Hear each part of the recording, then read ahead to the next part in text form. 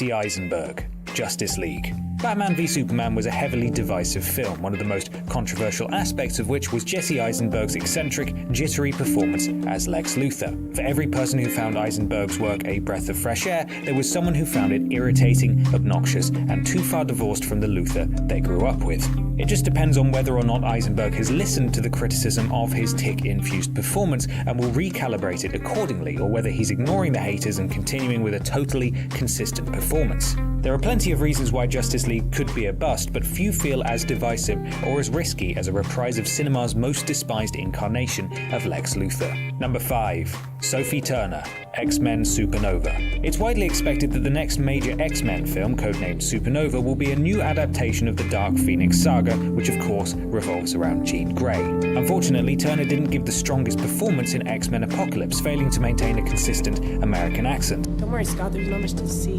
Again, it feels like she was cast here to cash in on Game of Thrones' success, even though she wasn't qualified for the part. Now that Turner is definitively this generation's Jean Grey, we're probably stuck with her for at least 2 more films, the first of which seems set to place her as its protagonist. Number 4.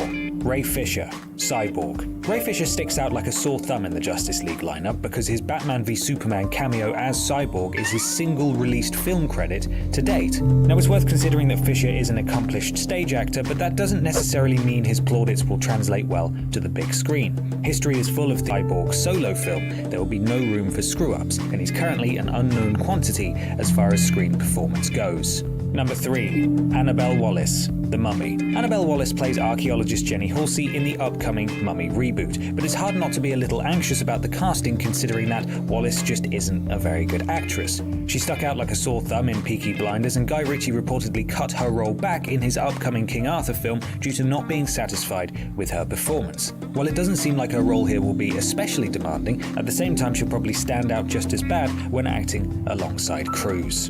Number 2. Stephen Lang, Avatar 2. Stephen Lang is a terrific actor, making for a menacing villain in the original Avatar and also most recently in last summer's Don't Breathe, so his ruining the film isn't so much a performance issue, but more that his Colonel Quaritch character quite decisively died at the end of the first Avatar, so how the hell is he going to be brought back? The popular guess from fans so far seems to be that he'll end up being a Quaritch clone, which is at the same time fairly plausible and exceedingly daft. Lang's sheer presence, if this is true, could simply result in Avatar 2 having a groan-worthy villain, one who will apparently be sticking for the sequels in some form too.